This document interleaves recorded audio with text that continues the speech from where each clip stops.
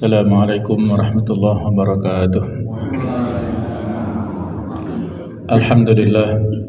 Alhamdulillahilladzi hadana lihadza wa ma kunna linahtadiya laula an hadanallah.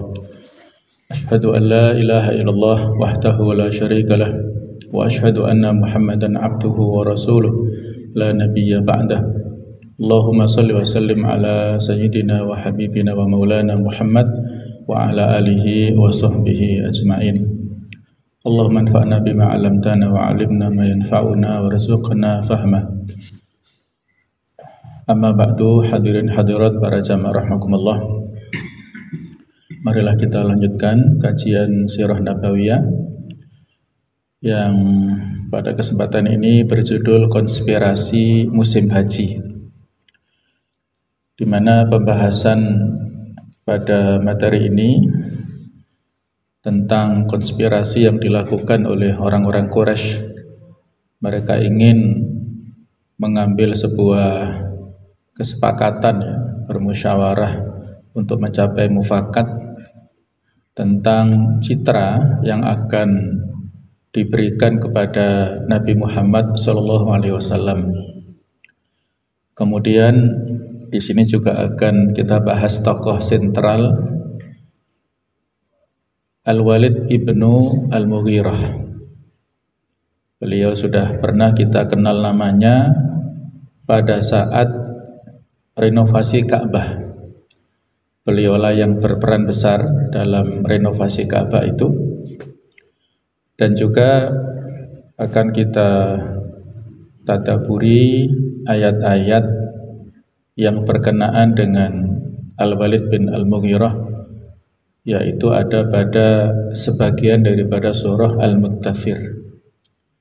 Hadirin rahimakumullah, sebagaimana kita ketahui bahwa tradisi haji itu sudah ada sejak zaman jahiliyah. Mereka bermaksud untuk mengikuti apa yang telah dicontohkan oleh Nabi Ibrahim alaihissalam. Tetapi pelaksanaan haji pada masa jahiliyah ini banyak sekali melakukan penyimpangan, tidak sesuai dengan syariat Islam yang dituntunkan sesudahnya. Ya, misalnya tentang talbiyah, ucapan talbiyah yang biasa kita ucapkan pada saat selesai meniatkan diri kita untuk umrah ataukah untuk haji, ya. Labbaik Allahumma labbaik, labbaik la syarika lak labbaik, innal hamda wan ni'mata laka wal mulk la syarika lak. Yang di situ mengandung makna yang sangat mendalam, ya. Labbaik Allahumma labbaik, aku penuhi panggilanmu ya Allah, aku penuhi. Labbaik la syarika lak labbaik, tidak ada sekutu, ya, bagimu. Lakawal mulk, dan bagimulah kekuasaan. La syarikalak. Jadi ada semacam deklarasi, ya, pernyataan dari kita tentang ketauhidan. Fokus tauhid itu Allah Ta'ala, ya, yang tidak ada sekutu baginya sama sekali. Nah, orang-orang Arab jahiliyah menyampaikan talbiyahnya agak mirip dengan itu tapi berbeda, ya. Mereka mengatakan labbaik Allahumma labbaik. Nah, kalau di sini masih sama, ya. Labbaika la syarika laka labbaik. Kemudian ditambah illa syarikun huwalaka. Jadi awalnya la syarika lak, tidak ada sekutu bagimu, tapi ada pengecualiannya, illa syarikun huwalaka, kecuali sekutu milikmu. Tamlikuhu wa ma malak, yang engkau miliki dan apa yang dia miliki. Jadi masih mensekutukan, ya, masih ada unsur-unsur kesyirikan yang diyakini oleh orang-orang kafir Quraisy ini dalam bertalbiyah. Kemudian tentang baju ihram itu juga berbeda.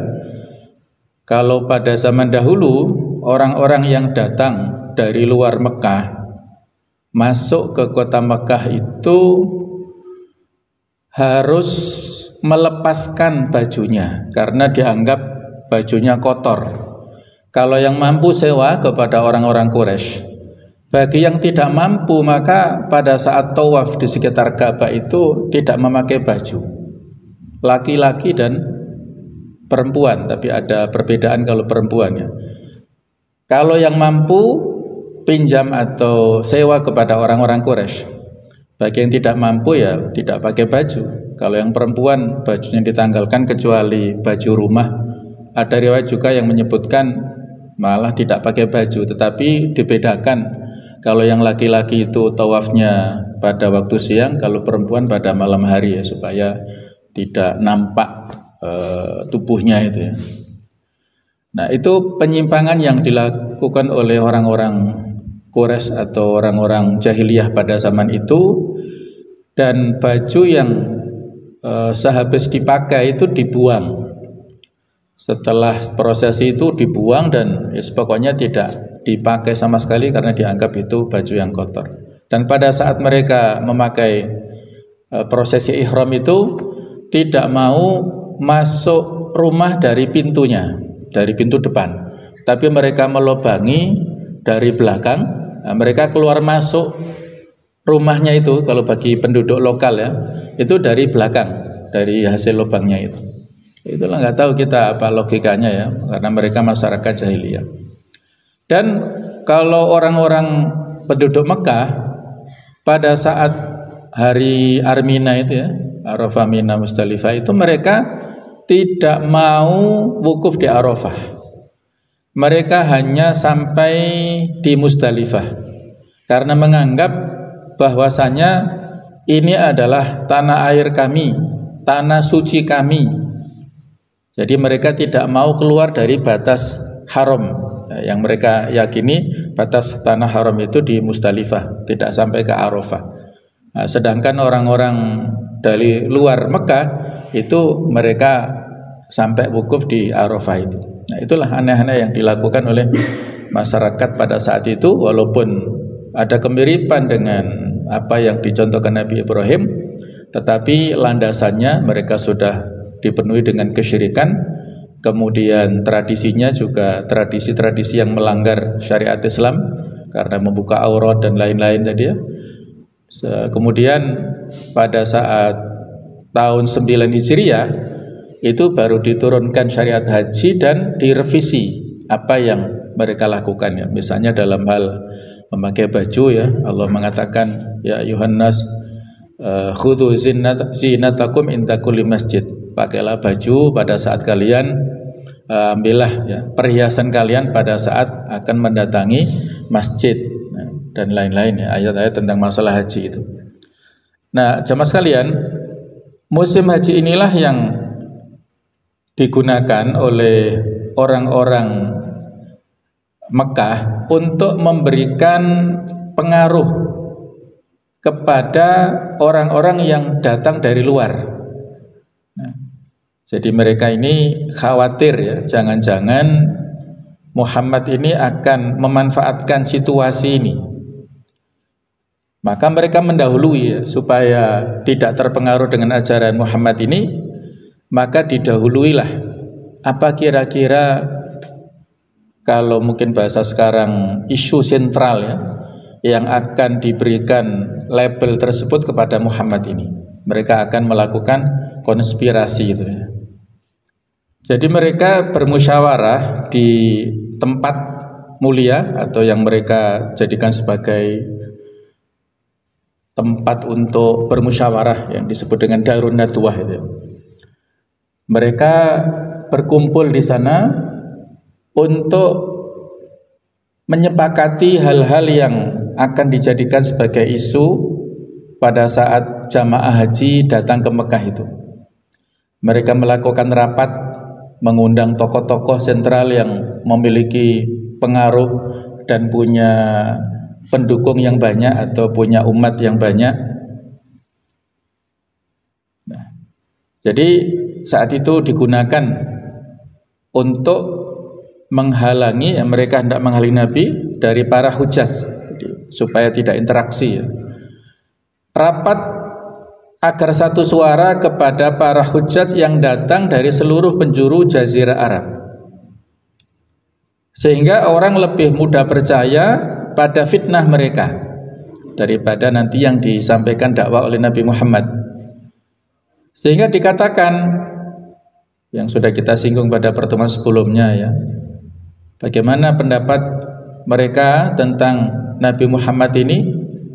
Ada yang mengatakan dia kahin atau dukun, maka dibantah tidak bisa, karena biasanya orang yang berprofesi dukun itu melafalkan mantra-mantra atau jampi-jampi, dan ini tidak dikatakan oleh Muhammad. Jadi mereka orang-orang atau dukun-dukun itu biasa ada ya, semacam rapalan-rapalan, kata-kata yang tidak bisa difahami maknanya, apalagi dengan tradisi yang lain, membakar kemenyan dan lain-lain. Ini nggak biasa dilakukan oleh Nabi Muhammad. Ada yang memberikan julukan Majnun, Muhammad itu orang gila. Ini juga dibantah, karena kalau orang gila tidak waras ya, dengan kebiasaan yang tidak wajar ya, sudah kehilangan akal, tidak terurus bajunya, tingkah lakunya dan lain-lain, ini nggak ada pada indikasinya pada Nabi Muhammad. Nah, kemudian ada lagi julukan syair, penyair. Ini juga tidak bisa, karena kalau syair itu memiliki rumus-rumus tertentu yang mereka sangat menguasainya, dan yang disampaikan berupa Al-Quran ini tidak sama dengan rumus-rumus tersebut. Kemudian sahir, sahir atau tukang sihir, yang biasanya mereka memiliki buhul-buhul ataupun meniup-niup pada alat-alat tertentu, itu juga tidak ada pada diri Nabi Muhammad. Akhirnya ada ide dari Al-Walid bin Mughirah ini menggabungkan terutama dari poin yang keempat ini.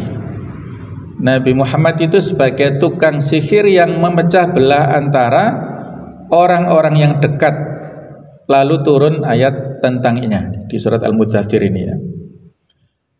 Yang sebelumnya antara ayah dan anak rukun, ketika ikut ajaran Muhammad menjadi berkelahi ataupun bertengkar. Yang sebelumnya antara anak dan ibu rukun, ketika salah satu ikut ajaran Muhammad menjadi tidak akur lagi. Antara teman yang sebelumnya akur, salah satunya ikut ajaran Muhammad menjadi tidak akur. Nah, itulah tuduhan fitnah yang disampaikan oleh Al-Walid bin Al-Mughirah ini kepada Rasulullah Muhammad SAW, sehingga Allah Ta'ala menurunkan surah Al-Mudzatsir ayat 11 sampai 25. Dzarni wa man khalaqtu wahidah. Biarkan aku bertindak terhadap orang yang telah aku menciptakannya sendirian. Allah Ta'ala di sini memberikan ancaman. Ini urusanku, kata Allah. Tidak usah ikut-ikut kalian. Akulah yang menciptakan tokoh ini, orang ini yang melakukan pengingkaran itu sendirian.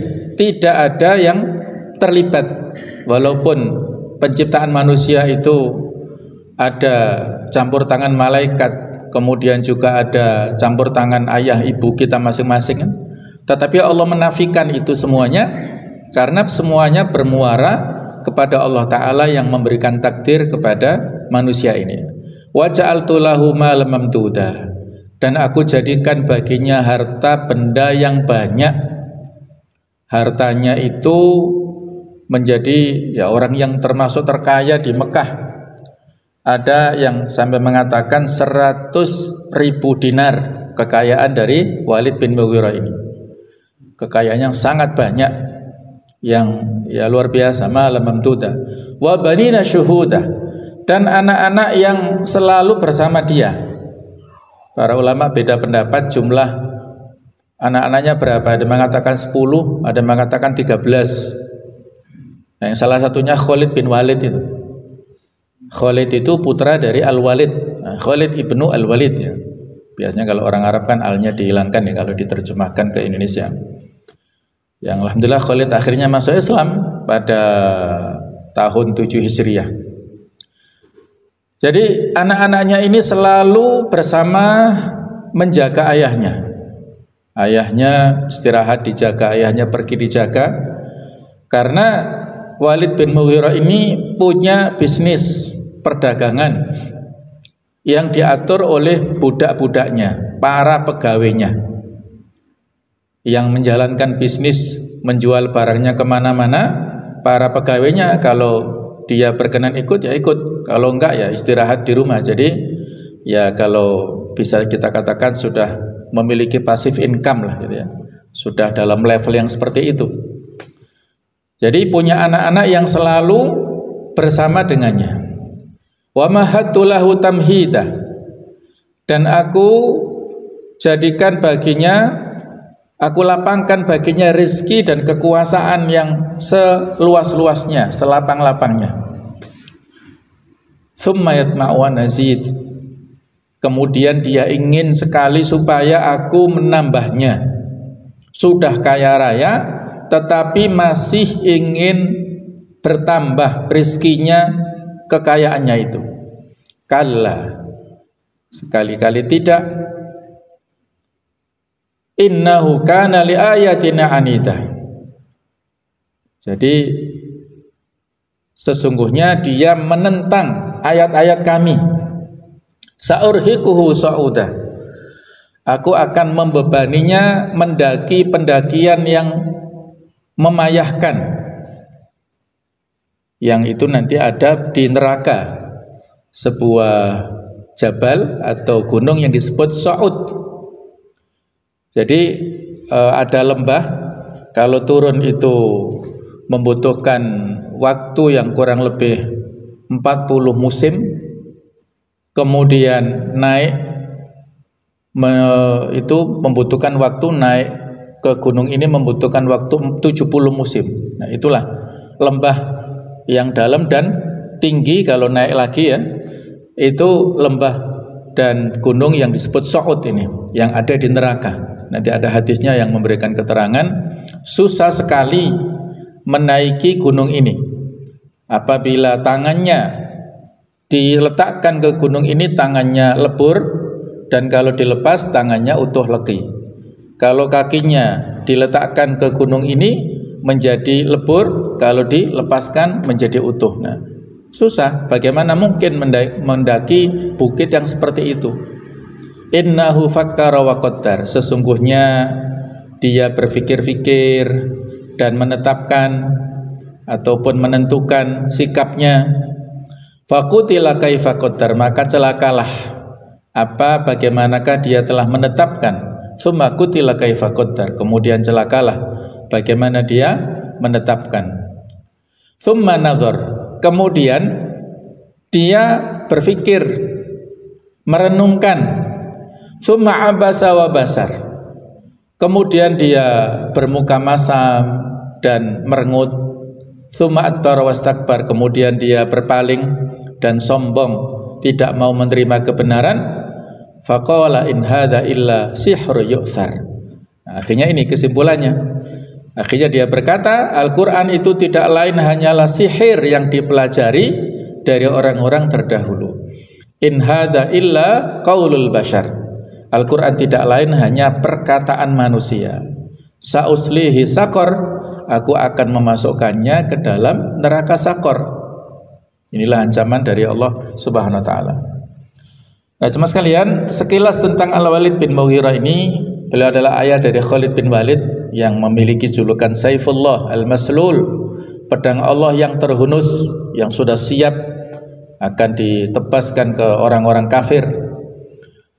Kemudian Al-Walid adalah orang yang cerdas dan faham tentang syair. Beliau kecerdasannya di atas rata-rata. Beliau adalah tokoh dari Bani Makhzum, seorang senior yang sangat disegani di masyarakat saat itu.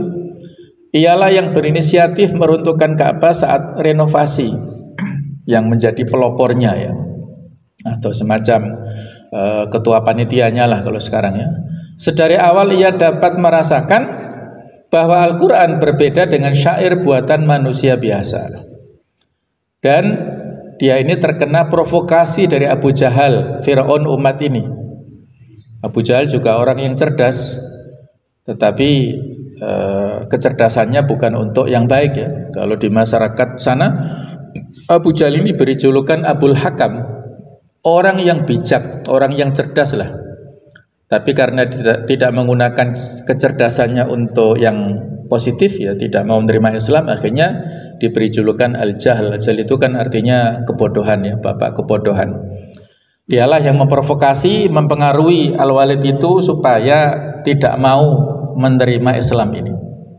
Awalnya ada ketertarikan, tapi diprovokasi oleh Abu Jahal, dan termasuk nantinya Abu Thalib itu juga demikian. Saat menjelang meninggal nantinya itu, Abu Jahal dan yang lain itu duduk menunggui sampai Abu Thalib menghembuskan nafas terakhir supaya tidak keluar dari agama Abdul Muthalib, agama kakek moyangnya itu. Jadi sampai akhir hayat tidak masuk Islam. Akhirnya ia lebih mementingkan kedudukannya di sisi masyarakat dan kaumnya yang kafir saat itu. Jadi diceritakan ya dalam riwayat yang lainnya bahwasanya untuk menggali informasi lebih dalam tentang Nabi Muhammad, dan panggilan untuk Nabi Muhammad itu oleh Walid ini agak unik ya. Jadi Nabi Muhammad ini dipanggil orang-orang ini dengan panggilan Ibnu Abi Kabsyah. Itu panggilan untuk Nabi Muhammad, Ibnu Abi Kabsyah. Dari mana panggilan itu? Abu Kabsyah itu adalah bapak susunya Rasulullah yang menjadi suami daripada Halimah As-Sa'diyah. Di Bani Sa'ad itu kan Halimah, dulu pernah kita ceritakan ya, Halimah datang ke Mekah didampingi suaminya itu yang bernama Abu Kabsyah. Nah, jadi ketika Nabi dibawa disusui oleh Halimah di pedalaman Bani Sa'ad itu, ya yang dijadikan bapak susuannya atau bapak angkatnya ya Abu Kabsyah ini.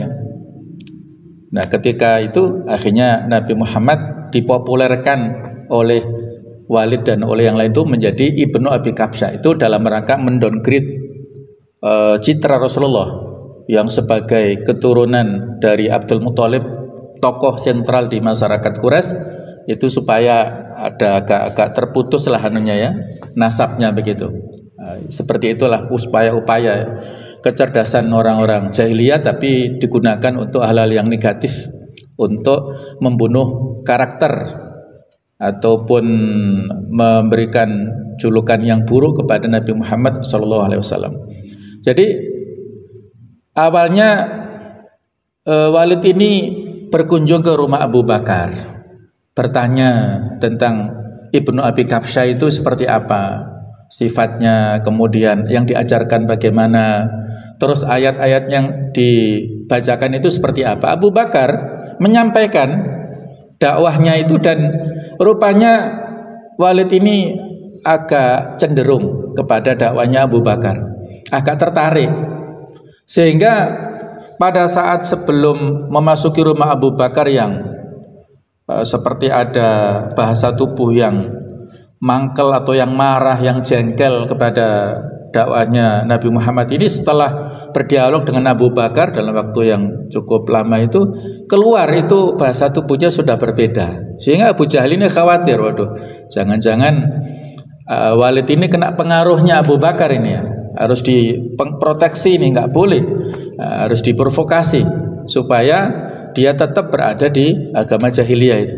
Nah, itulah ya pengaruh daripada Abu Jahal. Kalau kamu mengikuti agamanya Muhammad, bagaimana dengan kaummu? Kalau kamu masuk ikut agamanya Nabi Muhammad itu, maka yang ikut masuk Islam itu akan banyak, karena kamu adalah tokoh sentral di Mekah. Nah, itulah dialog-dialog antara Abu Jahal dengan Walid bin Mughirah ini. Akhirnya Walid ini lebih mementingkan kedudukannya di sisi masyarakat dan kaumnya yang kafir saat itu ya, tidak bisa menerima atau mendapatkan hidayah. Kecerdasan dipakai guna memerangi agama Allah, hingga turun ayat bagi dirinya yang kita sebutkan tadi, yang akan kita tadaburi nanti ya. Nah, aplikasi hasil kesepakatan konspirasi, Quraisy menanti para hujjaj di jalan-jalan yang dilewati oleh orang banyak sembari memfitnah Nabi Muhammad SAW dengan kesepakatan tadi ya, seorang sahir, tukang sihir, dan pemecah belah persatuan. Artinya ya cerita yang buruk ya, citra yang negatif kepada Nabi Muhammad.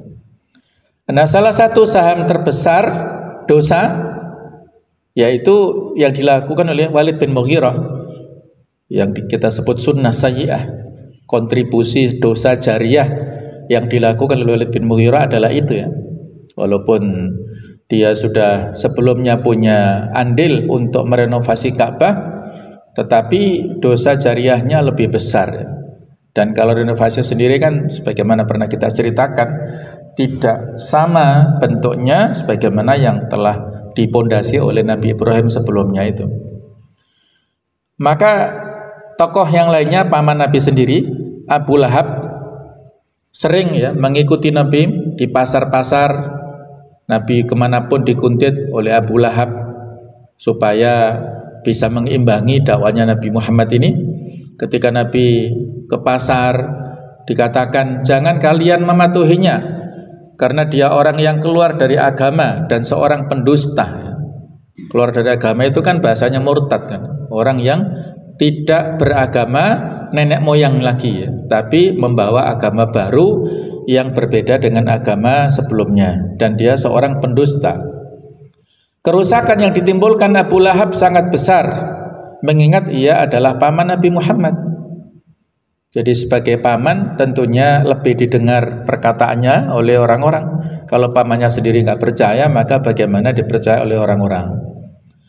Maka ini juga menunjukkan tentang bukti kebenaran firman Allah dalam surat Al-Lahab yang sebelumnya pernah kita ceritakan. Ada permusuhan yang begitu keras dari Abu Lahab, akhirnya Allah menurunkan surah Al-Lahab itu, dan itu menunjukkan bukti tentang kemujizatan Al-Quran. Nah, jemaah sekalian, ada hikmah dan pelajaran yang bisa kita ambil, bahwa itu sebuah bukti nyata tentang makna zaman jahiliyah. Bukanlah bodoh secara denotasi atau secara makna dan istilah faktanya ya. Tetapi ya, kalau kita lihat di sana ada kecerdasan para tokoh-tokoh kafir Quraisy saat melakukan strategi untuk mendiskreditkan Nabi Muhammad dan agama yang beliau bawa. Jadi kecerdasan yang mereka pakai itu untuk hal-hal yang negatif, yang jahat tadi. Jadi mereka bukan orang-orang yang bodoh dari sisi otaknya ya. Dan mereka ini ahli kebatilan, tidak segan-segan berdusta dan menyebar fitnah untuk mencapai tujuannya.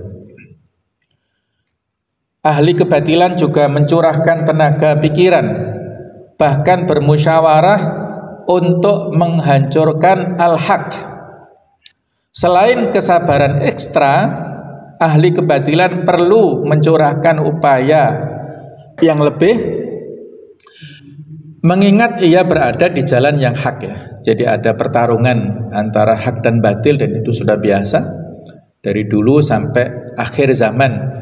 Ada pertarungan antara kubu kebenaran dan kubu kebatilan ini. Jadi orang-orang yang mendukung kebatilan, mereka dengan sekuat tenaga ya. Pernah mungkin kita ceritakan istrinya Abu Lahab ya, yang bernama Arwa ya, atau yang julukannya adalah Ummu Jamil.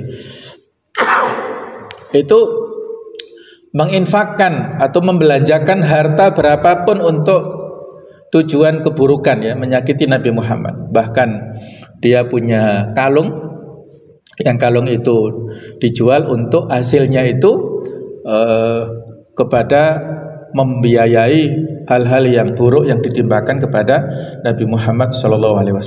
Itulah konspirasi yang dilakukan oleh orang-orang kafir Quraisy. Nah, jemaah sekalian, kita akan tadaburi surah Al-Muddathir ayat 11 sampai 30. Tadi sudah kita baca ya tentang maknanya.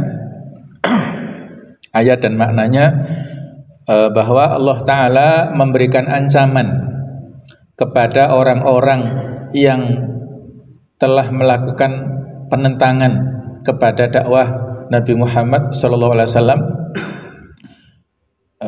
Ya, ini sudah kita baca. Jadi di dalam ayat ke-11 ini Allah mengatakan dzarni, biarkanlah aku. Ini mengandung ancaman. Bahkan waman khalaqtu wahidah, menafikan peran selainnya. Sudah kita sebutkan ya. Untuk penggunaan kata-kata dzarni biasanya penggunaan pengganti nama dalam bentuk tunggal yang menunjuk kepada Allah Ta'ala adalah untuk menekankan bahwa perbuatan yang ditunjuk oleh kata tersebut hanya khusus dilakukan oleh atau diperuntukkan kepada Allah, baik secara hakiki seperti kata taubat dan lain-lain, maupun majazi yang menunjukkan besarnya peran Allah sehingga peran selainnya menjadi tidak berarti. Jadi itulah ya, kita misalnya begini ya, kalau Allah Ta'ala tentang masalah musibah ya, ma asabaka min hasanatin faminallah, apa yang menimpa kalian berupa kebaikan itu dari Allah. Wa ma asabaka min sayyi'atin famin nafsik, dan apa yang menimpamu berupa keburukan itu dari dirimu sendiri. Nah, itu maknanya sangat mendalam ya. Kalau kebaikan maka dinisbatkan kepada Allah, dan itulah adab kita kepada Allah.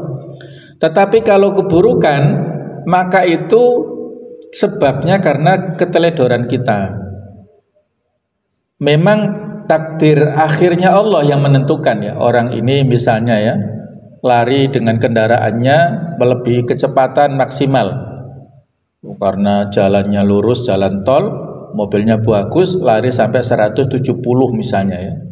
Wah, ini luar biasa, sudah melebihi angka kecepatan, sehingga kalau ada angin menjadi oleng ya, terutama mobil-mobil yang tinggi-tinggi itu ya, Pajero atau Fortuner itu kan banyak terjadi kecelakaan di tempat tol-tol karena banyak atau ini ya resiko angin yang menjadi oleng gitu ya. Jadi karena keteledoran dari seseorang sehingga Allah memberikan musibah padanya berupa kecelakaan. Wa ma asabaka min sayyi'atin famin nafsik, apa yang berupa keburukan dari keteledoran dirimu sendiri. Walaupun akhirnya Allah yang mentakdirkan itu semuanya ya. Kalaupun dia nantinya selamat dari yang sini ya enggak selamat dari yang lain kalau memang sudah takdirnya begitu.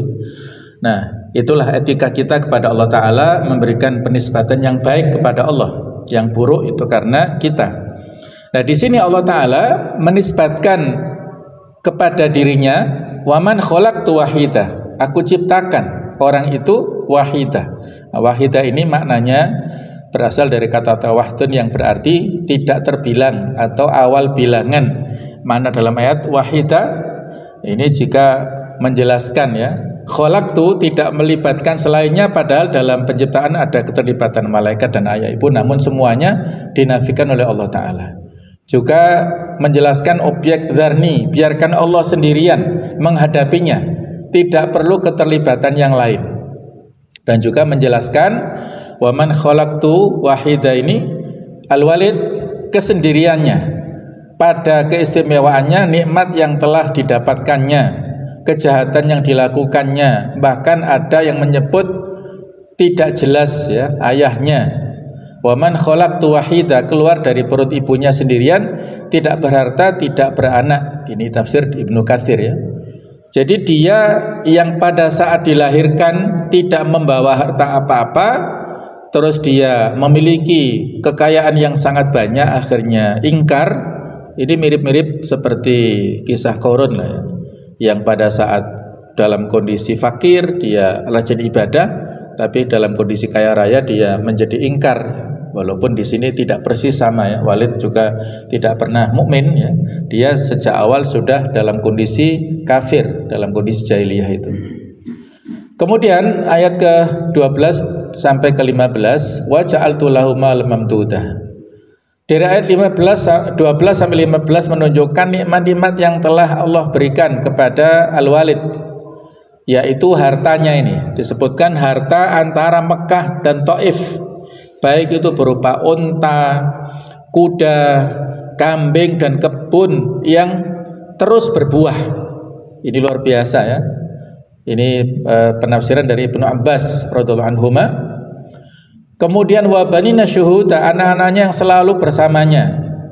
Kenikmatan tersendiri bahkan untuk berniaga, cukup mengirim budaknya atau orang suruhan karena begitu kayanya dia ya. Jadi kalau orang tua ya, jamaah sekalian, barangkali kita bisa merasakan ya, ketika anak-anak kumpul ya, mereka bersama-sama dengan orang tua, itu kan Masya Allah nikmat yang luar biasa ya, apalagi kalau sudah ada cucu ya, sehingga kita selalu bersama-sama. Tapi kalau terpencar-pencar di luar kota di sana sini kan ketemunya mungkin setahun sekali, setahun dua kali gitu ya. Itu ya dinamika tersendirilah. Tapi kalau selalu bersama dalam sebuah tempat, atau mungkin kalaupun tidak bersama di satu rumah tapi masih satu kota, itu kan Masya Allah nikmat yang besar ya, lebih besar daripada yang jauh-jauh gitu ya. Itu Allah ingatkan wa banina syuhuda di sini. Wa mahatulahu tamhida, Allah telah menganugerahkan kemudahan-kemudahan sehingga ia benar-benar bisa menikmati kehidupan, lengkap fasilitas yang dimiliki oleh Walid bin Mughirah ini. Tetapi tsumma yatma'u an nazidakalla, ulama mengatakan keinginan tersebut sebagai berikut: keinginan dunia, ada tambahan kenikmatan di atas, dan juga keinginan akhirat. Dia mengira bahwa nikmat dunia adalah wujud kenikmatan di akhirat nanti, menurut tafsir Al-Misbah. Bahkan dia mengira jin diciptakan untuknya, menurut tafsir Al-Maghribi. Ini sudah berlebihan ya. Dia merasa kenikmatan yang didapatkan di dunia itulah nantinya akan menjadi semacam proskot ataupun DP dari kenikmatan di akhirat. Dia merasa akan lebih banyak nikmatnya di akhirat. Nah, itulah kekafiran ya, keyakinan daripada orang-orang yang kafir ini. Maka Allah Ta'ala memberikan bantahan, kalla innahu kana li ayatina anida sa'urhikuhu sa'udah. Itu kalla, Allah memutuskan harapannya. Menurut Al-Muqatil, setelah turun ayat ini, harta dan anaknya selalu berkurang sampai ya Al-Walid binasa. Ini menurut tafsir Al-Maghribi. Kemudian anida, ia telah mengetahui kebenaran namun mengingkarinya. Ya, seperti orang Yahudi tahu kebenaran Nabi Muhammad tetapi tidak mau menerima kebenarannya karena tidak dari keturunan Bani Israel. Sa'urhiku sa'uda, azab yang tidak ada istirahatnya menurut Imam Qatadah. Dan sa'uda mulanya berarti tinggi atau naik meninggi, menunjukkan kepayahan-kepayahan yang tidak mampu dipikul oleh seseorang. Kemudian ini tadi saya sampaikan, Nabi dalam hadisnya mengatakan huwa jabalun finnar min narin, ia adalah gunung yang ada di neraka terbuat dari api, yukallaf an yas'adahu, orang kafir dipaksa untuk menaikinya. Fa idza wada'a yadahu dzabat, kalau tangannya diletakkan di gunung ini, tangannya menjadi lebur. Wa idza rafa'aha adat, kalau ditarik, tidak ditempelkan ke gunung ini, tangannya kembali utuh seperti semula. Fa idza wada'a rijlahu, kalau dia letakkan kakinya di gunung ini, menjadi dzabat, menjadi lebur. Wa idza rafa'aha adat, kalau ditarik, diangkat, menjadi utuh. Jadi susah akan menaiki gunung yang seperti itu ya, itu adalah berat sekali. Ini menunjukkan siksa yang sangat berat yang diberikan kepada Al-Walid bin Al-Mughirah ini. Kemudian fakrah ataupun alinea berikutnya, innahu fakkara wa qaddar fakutila kaifa qaddar, dan seterusnya. Kata atau kalimat innahu fakkara wa qaddar, ia memikirkan pendapat apa yang akan dibuat-buatnya terhadap Al-Quran, dan ia merekayasanya setelah merenungkannya terlebih dahulu. Nah, kemudian nazar ya, thumma nazar, kemudian dia memandang orang di sekitar atau memikirkan. Kemudian dia memperhatikan urusan Al-Quran itu berkali-kali. Barangkali dia dapat menemukan dengan pikirannya apa yang disenangi oleh orang-orang kafir tentangnya. Ar-Razi memahaminya sebagai gejolak jiwa Al-Walid, pro kontra. Bagaimana sikap yang harus dia sampaikan tentang Al-Quran ini. Maka abas dia wajahnya cemberut ketika sempit baginya tipu daya dan ia tidak mengetahui apa yang dikatakannya. Kemudian wabasar isyarat bahwa ia mengetahui kebenaran Nabi Muhammad, ia menyadari kekeliruan pilihannya, tapi ia juga sulit menemukan sesuatu yang dapat menyenangkan orang-orang kafir Quraisy sehingga ia memenangkan nafsu dan ambisinya, dan ia pun berpaling Jadi bingung, tidak bisa bersikap secara objektif dalam menghadapi ataupun menerima kebenaran Al-Quran dan membuat alasan-alasan yang mengada-ada itu Tsumma adbara wastakbar, kemudian dia meninggalkan berpaling dan menyombongkan dirinya. Al-kibru batarul haq wa ghamtun nas. Sombong itu definisinya adalah menolak kebenaran dan meremehkan orang lain. Kalau ada orang yang tampilannya secara zahir seolah-olah luar biasa, tapi hatinya masih memiliki ketawaduan, itu nggak ada masalah. Jadi sombong itu tidak identik dengan penampilan zahirnya, tetapi sombong itu adalah perbuatan dalam hati. Iblis itu sombong, setan juga demikian termasuk Walid ini memiliki sifat istakbar, yaitu sombong ini. Faqala in hadza illa sihru yu'thar, itu adalah sihir yang dipelajari dari orang-orang dahulu, seperti Bani Israil yang dulu pada saat ikut zamannya Nabi Musa juga memberikan label kepada Nabi Musa sebagai tukang sihir, padahal Bani Israil banyak diselamatkan oleh Nabi Musa dari segala kedzaliman Fir'aun. In hadza illa qaulul bashar, itu adalah hasil daripada ucapan manusia. Demikianlah keputusan yang diambil oleh Al-Walid setelah memikirkan dan mengalami gejolak dalam jiwa. Dia berpaling dan menyombongkan diri, mengatakan sesuatu yang bertentangan dengan ilmunya. Maka nerakalah tempat kembalinya. Na'udzubillah. Kemudian di akhir paragraf ini diberikan ancaman yang lebih tegas lagi. Sa'uslihi sakor, aku akan memasukkannya ke dalam neraka sakor. Wa ma adraka ma sakor, tahukah engkau apa neraka sakor itu? La tubqi wa la tadhar, yaitu neraka yang tidak meninggalkan dan tidak membiarkan. Lawahat lil bashar, yang bisa membakar kulit manusia. Alaiha tis'ata asyar, yang di atasnya ada 19 malaikat menjaga. Nah, ini maknanya wa ma adraka ma, dikatakan oleh orang Arab jika hendak membesarkan sesuatu Ini kalimat yang cukup banyak dalam Al-Qur'an.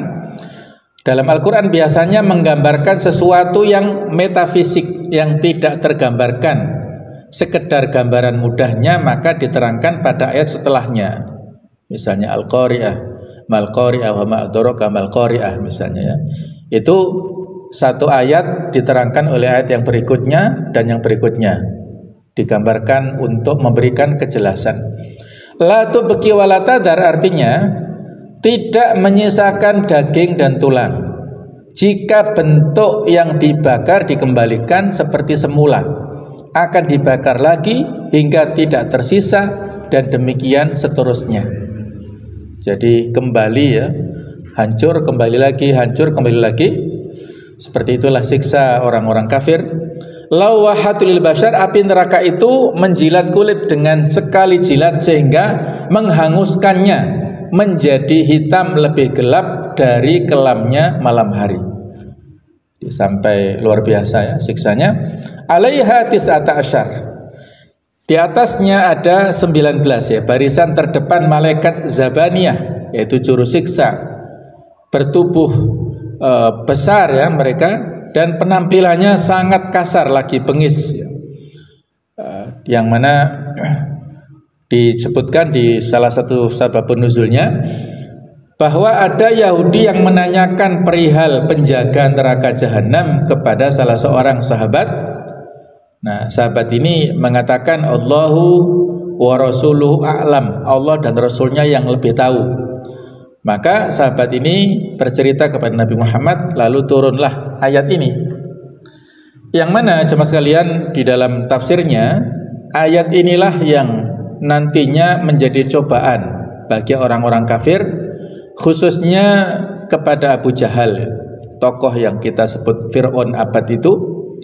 Abu Jahal ini yang tadi kita katakan kecerdasannya tidak ditempatkan pada tempatnya, ketika mengetahui neraka itu dijaga oleh 19 malaikat, maka Abu Jahal menantang, bagaimana kalau satu malaikat dihadapi oleh 10 orang terkuat dari kita, sehingga kita akan mengumpulkan berapa? 190 orang terkuat dari orang-orang Quraisy untuk bisa mengendalikan malaikat-malaikat yang ada di neraka. Inilah ya, itu jadi kecerdasannya di luar nalar ya, sehingga sudah tidak logis lagi ya. Jadi apa yang nanti terjadi di akhirat seolah-olah bisa dikendalikan dan bisa diatur sebagaimana di dunia.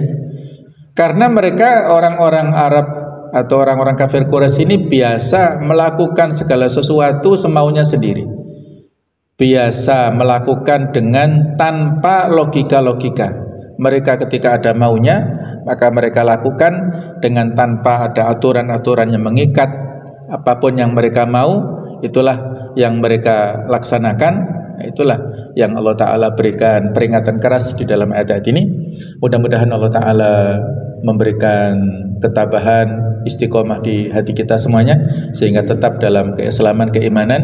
Dan mudah-mudahan kisah-kisah yang bisa kita dapatkan dari sirah nabawiyah ini, bisa kita dapatkan banyak sekali kutwah ataupun contoh keteladanan bagaimana beratnya perjuangan Nabi Sallallahu Alaihi Wasallam dalam menghadapi cibiran, intimidasi dan konspirasi dari musuh-musuhnya pada saat itu.